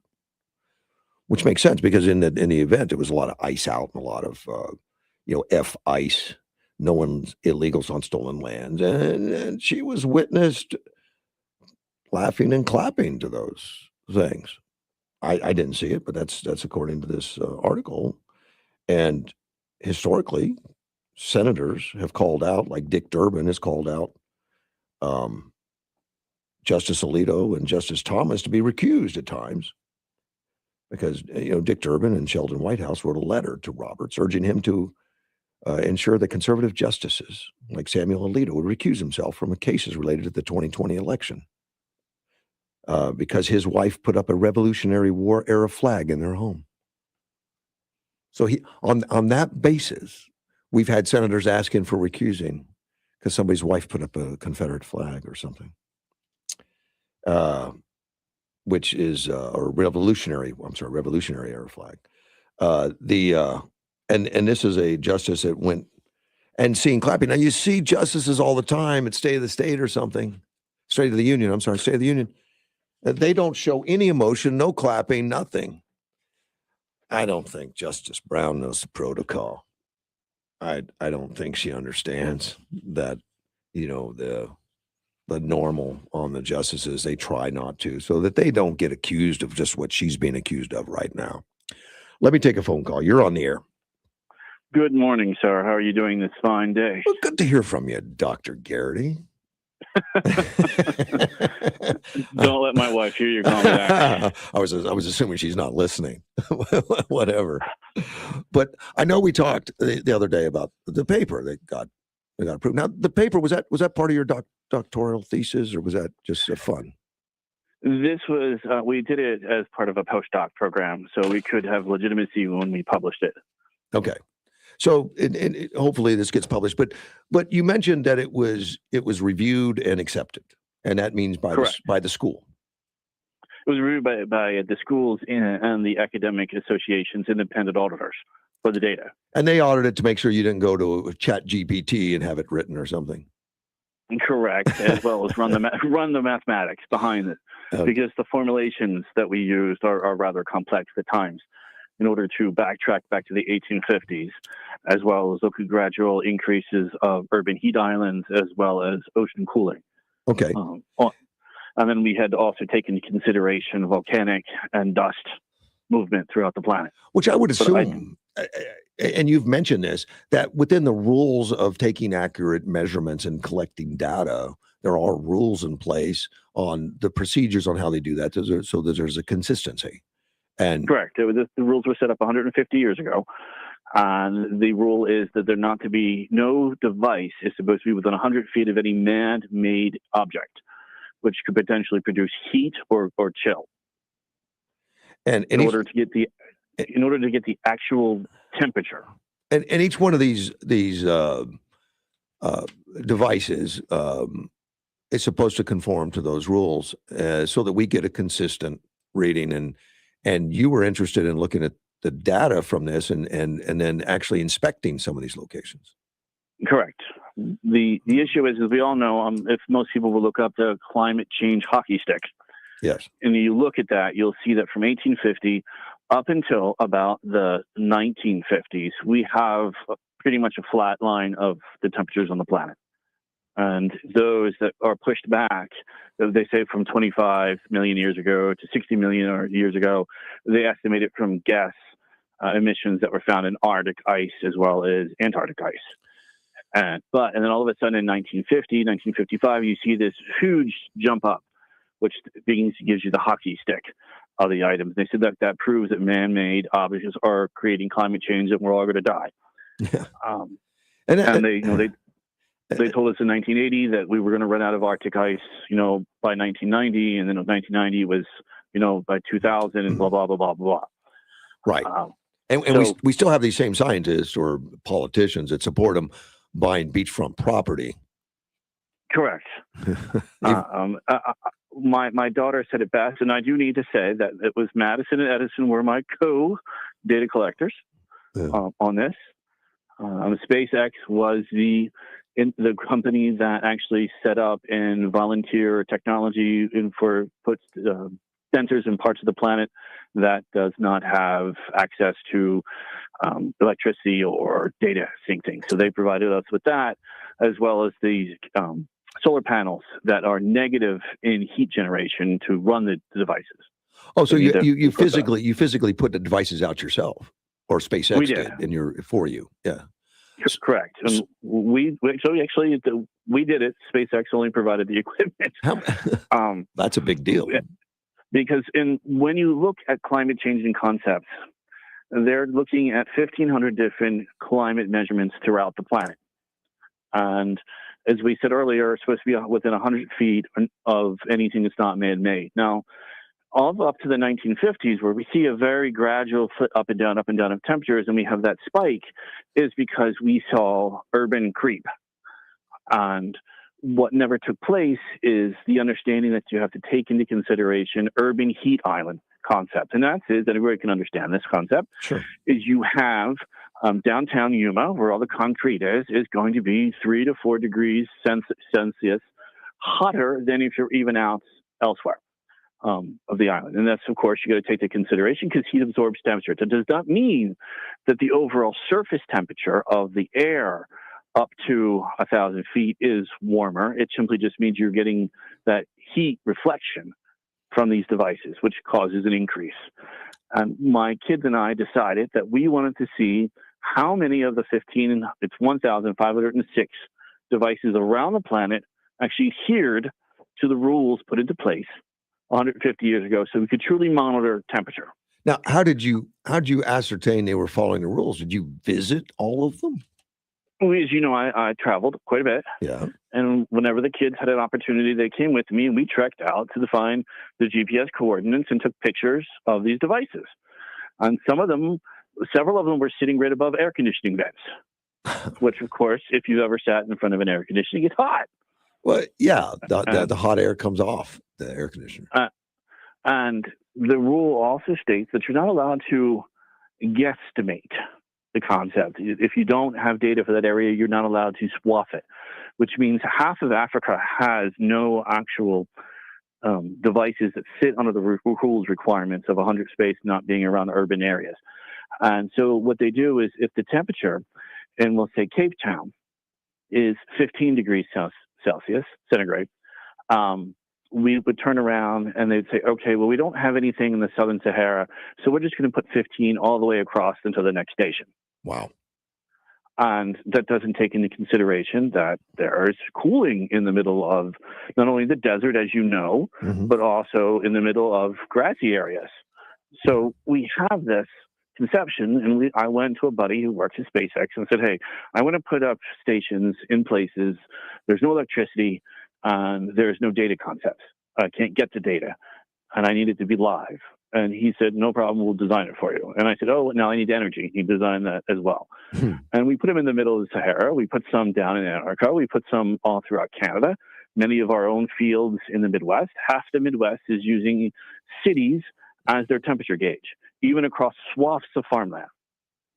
And we found that almost 85% of all the official quote-unquote weather gauges violate their own rules regarding collection of temperature. They've got to be aware of that, though, don't they, Edward? I mean, there was over 1,200 complaints to my paper through the audit that stated that I was not taking expense and cost into consideration for the gathering of this data.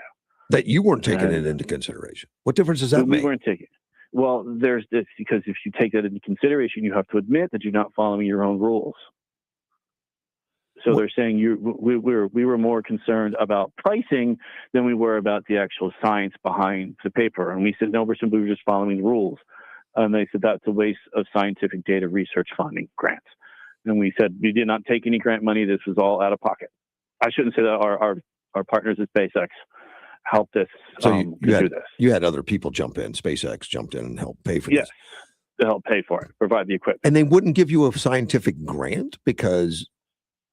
Why again? No, they objected to the fact that they saying that if they had to do this, that nobody would grant the money, and hence why they have to break their own rules behind the concept. Okay. And I said, well, all because you can't get the money doesn't mean you can change science. And you shouldn't take money into consideration when you're trying to determine large swaths of planet and area of the finite climate change. And that was the argument that's on my paper, that people are saying that we were too caught up in cost rather than the science. And I said, no, you're too caught up in cost and not the science. Correct.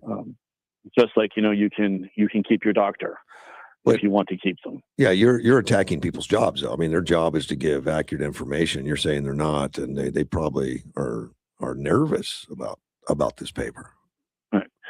And once we divide all that, we ran the calculations, we found that the Earth has actually cooled over the last 11 years. That's going to be hard to put out and get any credibility because every news organization, every organization and there's so many people that depend on the money coming in for green energy to counteract this warming that you're threatening thousands of jobs. It is tens of thousands of jobs because it's universities, to take these in. But we found the data showed that when you follow the rules that was set 150 years ago, the data structure shows we are actually cooling by a third of a degree. Now, rather, they're saying that we've gone up by almost 3 to 4 degrees Celsius. I'm interested that you came up with this third degree. Out of the 1506, what percentage did you actually physically? All of them. 100%? Yes, 100%. And I have the photographs to prove it. Okay, so you went to 1,506, including Antarctic deserts everywhere. Yes. And so when you look at it and you say that it's not giving accurate measurements by so many degrees, how do you come up with that number and say that you're off? Or do you put another sensor out somewhere that's going to give a more accurate one that's away from infrastructure? We put up sensors when we found the one particularly that was hanging over an air conditioning system. Yeah. We found an area in that city that qualified for a proper measuring gauge. Okay. And then showed the difference between the one that did not follow the gauge rules and then ours, which did follow the gauge rules. And it was showing that, of course, the city is warmer. And we took that into consideration. And our paper looks at facts of 5 feet off the ground, 10 feet off the ground, and 100 feet off the ground of the temperature flux. And of course, particularly in New York City, on a late July day, the temperature on the ground is going to be 2 to 3 degrees Celsius, possibly even some days it showed 6 or 7, warmer than it was 100 feet off the ground. Oh, wow. It changes that quickly, 100 feet. Yeah. Because you have to consider it. Once you're above 100 feet, you have more airflow. Right. And you have less constraint by concrete that's literally baking you. And so when you look at these maps now of the climate change, you'll take notice to where the places are severely affected. Cities. Correct. And one would say it's obvious, there's concrete there. And the scientists, no, it shows that this is proof of climate change. Yes, at the 5 feet level, there is climate change. Because the city didn't have concrete there before, now it does. But at the 100, the temperatures actually are falling. Okay. Now, obviously, the ones in the Arctic or the Antarctic, either one, they're not going to have infrastructure around them. Have you noticed fluctuations in those, or did you find that they actually were putting those near infrastructure also? They were in camps where, there's Little America, there's Little Armstrong, there's Sofianso. Now, even though the temperature in Antarctica can easily drop below 60 negatives, if it's in a camp, it's going to fluctuate because it's attached to an object that is, absorbing heat, because a lot of the campsites are painted black in order to help heat the buildings using solar power. Well, of course, if you have a device sitting next to a black wall, it's going to show a fluctuation. And we're going to take that. Now, the one thing that was monitored, we did not take into consideration the depletion of the ozone because we didn't have the scientific capability of actually measuring ozone. And we're told that could have offset our numbers. But we can't be completely confirmed that that's true or false. And we leave that as a question for potential more research in the future. Okay. The climate change, and then of course Al Gore with the famous movie and all, predicted all the things you stated at the beginning about the reduction of ice, the end of the polar bears and mayhem and chaos, which hasn't happened. I mean, all the predictions are down, except we have heard and read that the Arctic particularly has had a reduction in ice, a reduction in areas of icebergs or whatever that have drawn back, which is they use as visible evidence that what we're saying is true, that the Earth's warming. How do you look at that? When you look at the ice structures, first of all, you have to take into consideration they're saying there's more openness in the Arctic for potential future transport through the Arctic to get to the Pacific and the Pacific to the Atlantic. Right. That is true. But what you didn't take into consideration is that Russia, particularly, which is why Trump wants Greenland, has 22 ice cutters going back and forth in Arctic waters. So when you're using a cutter to collect your data, you're, again, man-made object. That's going to be increasing temperature gauges. But if you have 22 cutters going back and forth, yes, less ice in that particular area. But even in the United States, Glacier State National Park has shown an increase in ice and snow for their glaciers. The island of Maui, the top of Haleakala, is seeing more ice and snow on a regular basis than it has in the past 15 years. They had to cancel 3 tours last year because of the blizzard on the top of Mount Haleakala. In Hawaii. Okay. In Hawaii. And so you're seeing a potential. But if you only are looking at data systems that are doing nothing more than collecting data and then taking, say, 15, 16,000 square miles and saying the temperature in the middle of the city is the same all throughout that same space, yes, you're going to get climate change. You're going to see the planets burning up. But you also have scientists that say, okay, we cannot take into consideration outliers. Now, what's an outlier in science? It's a statistical item that doesn't seem to fit the norm. Right. So you remove that. Now, what they're saying, particularly in the Northeast and even all the way down to Florida, is that the months of late part of December and the current parts of January and February are going to be outliers. We're not going to include that in our overall data. Why? Because particularly in Washington, D.C., we haven't seen temperatures rise above 22 for almost a month and a half. Yesterday, we got to a balmy 35. Yeah. Now, normally in D.C. would be in the 40s for this area. But they're saying we're not going to take the temperatures for the past 2.5 months because they're outliers. Really? Yes. Do they also throw out the heat waves? Well, no. See, we don't throw out heat waves. Okay. Heat waves are considered statistical non-outliers. So they're saying, oh, this is it's proving our case.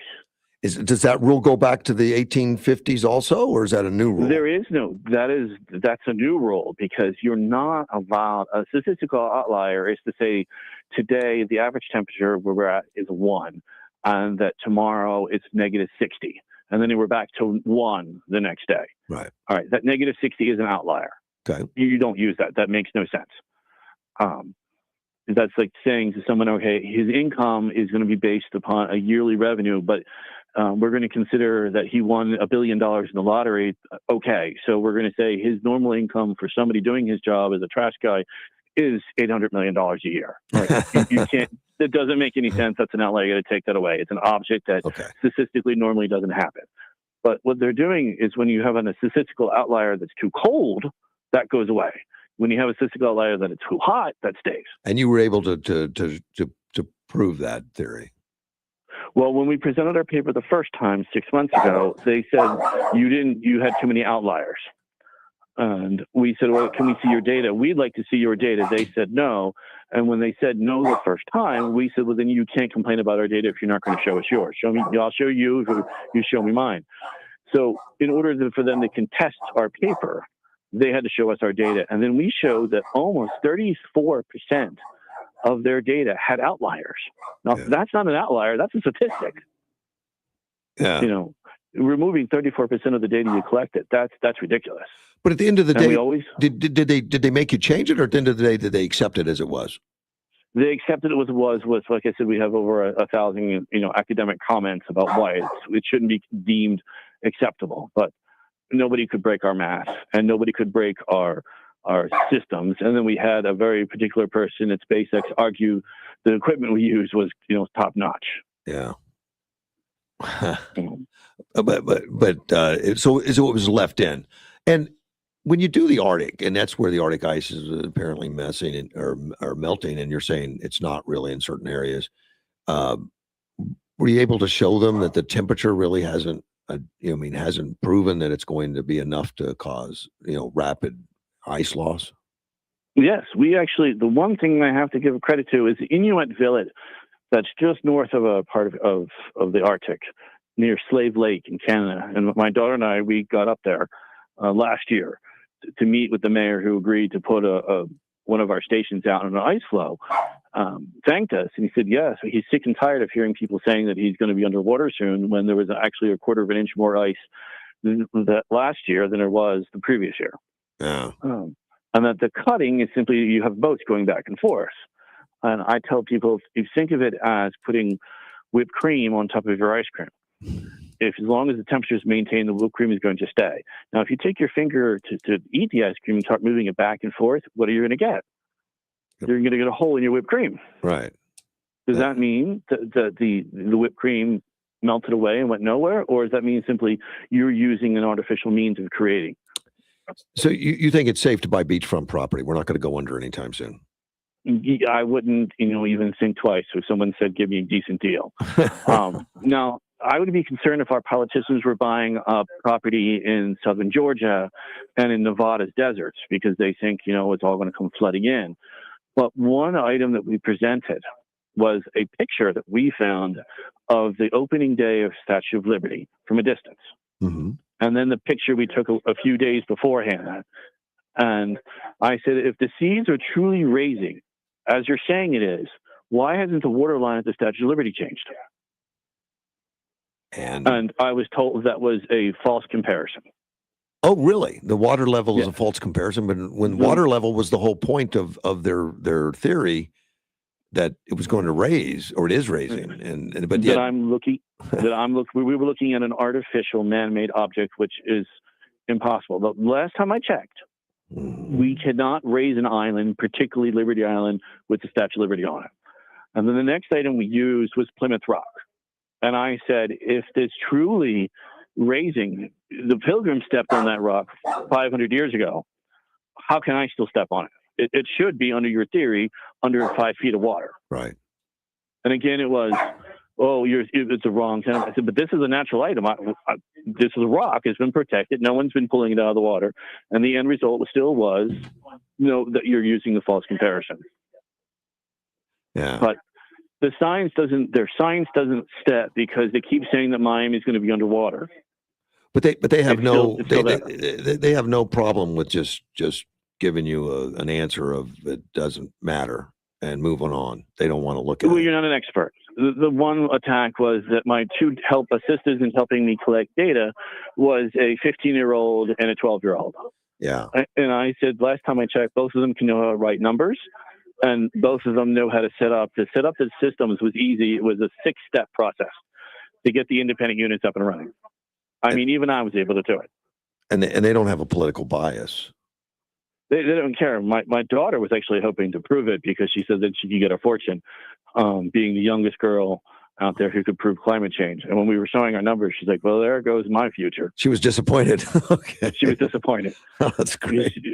Because, you have Greta who was out there screaming, yelling, hollering. Everyone loves her. And nobody cares about the facts. They only care about what's going to fit the narrative. She wants to be Greta Jr. then. No, she wants the celebrity. Okay.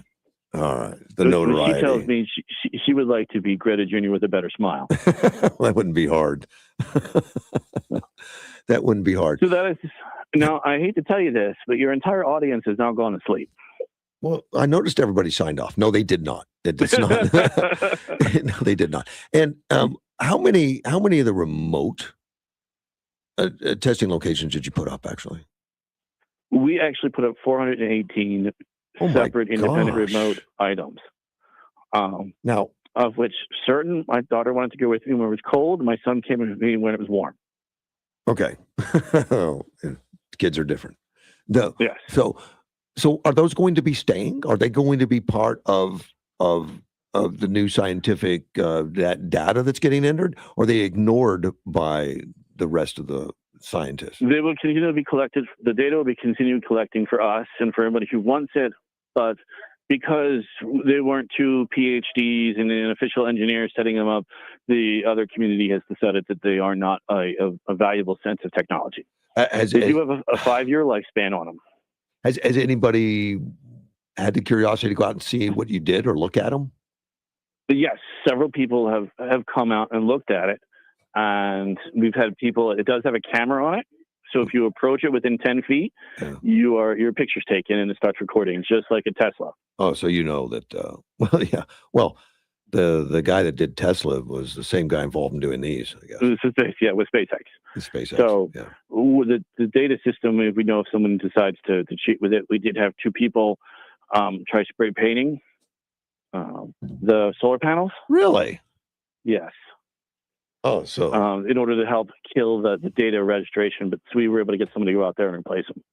well, you potentially are going to have a lot of enemies that make living off of scaring the public and the climate change and all the political part of the grants that go into green energy and all that kind of stuff. There's going to be a big amount of people that don't want to see this data accepted broadly by scientists. Except one, the gentleman in the 1960s and 70s who was screaming we're heading into a new potential ice age. Oh, he's still around, wants to see the ice age theory more. He was back still in the up. 90s, and he reached out to see the data. Because he was the one who said he believes that the world was cooling because of the solar emission of radiation has decreased and the amount of sunspots has increased, and that our place in the current universe of our own galaxy is a reduction in overall radiation levels coming from space. That's where he originally got his original theory from, is that the Earth was moving towards a region of space within the Milky Way that had less radiation than other parts. But there's no scientific grants available for that kind of research. No, that's a no-no. Okay, we can only have so we scientific decided to do grants. ourselves. Yeah. You know, I put some money in myself. Well, I was chatting with a friend at SpaceX and said, "Hey, this is really cool, your rockets. Now, can you do this?" And the engineers, "Yeah, sure, we can make that happen for you." And I said, "Great, you're going to donate it to the nonprofit." Okay. And they went along with you. They're curious about it also. Good. So will people be able to see this, or is that unknown at this point? It's unknown at this point because it's part of my postgraduate work, postdoc, and the university has official control over it, of the data. And there have been interested parties to buy the data, which if they buy the data, then we cannot publish it. I'm hoping that they don't, and that people just want to push it out there so they can mock it all they want. So, but you would prefer to just put it out with no royalties, no money. You don't care. You would like to put it out. I would like to put it out and make it public. In all the whole kit and caboodle, it's 28,000 pages of data. 28,000? So 28. Wow. So my daughter told me it's 27,968 point something. She gave me the actual number. And I was like, 28 sounds good to me, dear. So yeah. So how which university is this? University of Pennsylvania and Drexel University. Okay. And I know you've been talking to them about where this thing goes, but I'll be interested to see what happens with it. And if this thing I would like to get it out because it's going to be a great college item for both kids' applications. Right. Published at 15 and 12. Mm-hmm. I didn't get published until I was, let's just say over 21. Way over. Way over 21, yeah. Yeah, you had a slow start in comparison for sure. Yeah. Well, Dr. Garrity, I appreciate all your time, my friend. And I hope it wakes everybody up. We're going to go back and do that right now. I appreciate you. All right. Take care. Cheers. Right. Bye-bye. And why I was, talking to Edward, Derek walked in. How'd you get in? Cindy pulled up? Yeah, well, that's the only way I got in. You left the dang door locked. So yes, Cindy rolled up. And I was in the middle of the conversation. I couldn't just jump out and get it. Well, I mean, your dog tried to open the door for us, but that didn't happen. The dog's not barking because Cindy's here. The dog likes Cindy. Right. That's why it leaves the room that you're in to go see Cindy. Yes. Cindy has tons of food she gives the dog. And I don't see a problem with that. That's all it is. You brought a guest with you. I did. So we'll talk about that during the show. But this is Lou Costabile from My Car Story. Lou Costabile? Lou Costabile. Wow. Yeah. Okay. So good morning, Lou. Good morning. A car guy. You brought in a car guy. We're going to talk cars today, but we'll give you more about that. That's going to be better than climate change. Well, yeah. It's nice outside. That's the only climate I know right now. So it has been nice. It has. Well, we've got a whole hour coming up. I'm not gonna open up another story because I can't finish it at this point. So I'm just gonna take a break, and we'll be back, with money talk or whatever, car talk, I guess. Car talk. Yeah. Absolutely. AM 560 KBLU.